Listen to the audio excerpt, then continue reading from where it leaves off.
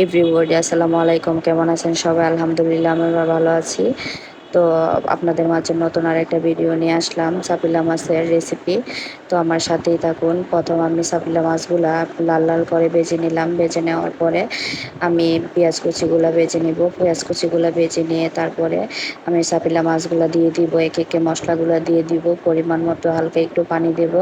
দেওয়ার পরে এটাকে আমি ঢাকনা দিয়ে গুঁড়ে দিব। গুঁড়ে দেওয়ার পরে যখন শুকনো হয়ে আসবে তখন এটাকে আমি লাল লাল করে ভেজে নিব। দেখেন, আল্লাহর ব্যাপারে নিরাশ হবেন না, তার দয়ার প্রতি আশা হারাবেন না। যখন কোনো বান্দার জন্য দুনিয়ার সংকীর্ণ হয়ে আসে, বিশেষ করে যখন আপনাকে মানুষ পরিত্যাগ করে, এবং বিশেষ করে এমন কেউ যার উপর আপনি আস্থা রাখতেন কিন্তু সে আপনাকে নিরাশ করেছে, সে সময় জেনে রাখবেন আল্লাহ চাচ্ছেন আপনি তার শরণাপন্ন হন। এই পৃথিবীর সবচেয়ে সুখী মানুষ হচ্ছে সে যে আল্লাহর দিকে তার মুখ ফেরায়। আল্লাহ যখন কাউকে খুব বেশি ভালোবাসেন তখন তাকে সব দিক থেকে একা করে দেন, যেন সে তার আল্লাহরকে খুঁজে পায়। সুবহান আল্লাহ। জীবনসঙ্গী পাশে থাকলে মুঠোফোন সরিয়ে রাখুন। যতটুকু সময় পান দুজন ভালো মন্দ কথা বলুন।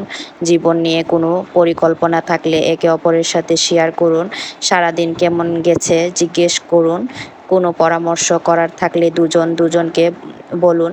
সাংসারিক আলোচনা, সন্তানাদির বিষয়াবলী, বয়স্ক পিতামাতার বা বহু কিছু আছে। কত মানুষ একটু কথা বলার অভাবে এক বুক আফসোস নিয়ে চলে যায়। পাশাপাশি থেকে ঘন্টার পর ঘন্টা মোবাইল স্ক্রল করা মানে একসাথে সময় কাটানো নয়। দেখেন, আমার রেসিপির ফাইনাল লুক চলে আসতেছে। আমি হালকা জুল দিয়ে দিয়েছি। জুলটা দিয়ে এখন ঢাকনা দিয়ে গুঁড়ে দিব।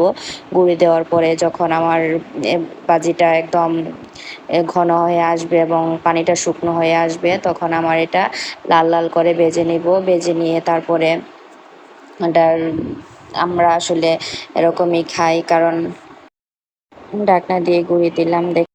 দিন দিন চেনা মানুষগুলো সব রূপ বদলে নিচ্ছে। এখন শুধু হাসি আর ভাবি কাদের এত আপন ভাবতাম।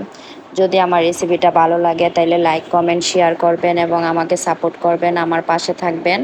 আমার রেসিপিটা কেমন হয়েছে কমেন্ট করে অবশ্যই জানাবেন। দেখেন, আমার ফাইনাল লুক চলে আসছে। এই যে লাল লাল করে ভেজে নিচ্ছি। আমার ফ্যামিলিতে লাল লাল করে ভাজা না হলে তারা খেতে চায় না। তো আমার শাশুড়ি শ্বশুরবাড়ির ফ্যামিলিতে সব কিছুতেই ভাজা ভাজা সব কিছু এরা ভাজা খায়, মানে এরা কাঁচা কোনো কিছু খায় না। আমরা তো অনেক সময় রান্না করি যে কষিয়ে রান্না করব কাঁচা মাছ, এরা কাঁচা মাছ খেতে পছন্দ করে না। এরা কাঁচা মাছ খায় না। এরা মানে এদেরকে দিলে মানে আমি রান্না করে দিতে পারি কিন্তু এরা খায় না। দেখেন আমার ফাইনাল লুকটা, কালারটা কত সুন্দর হয়ে আসছে। তো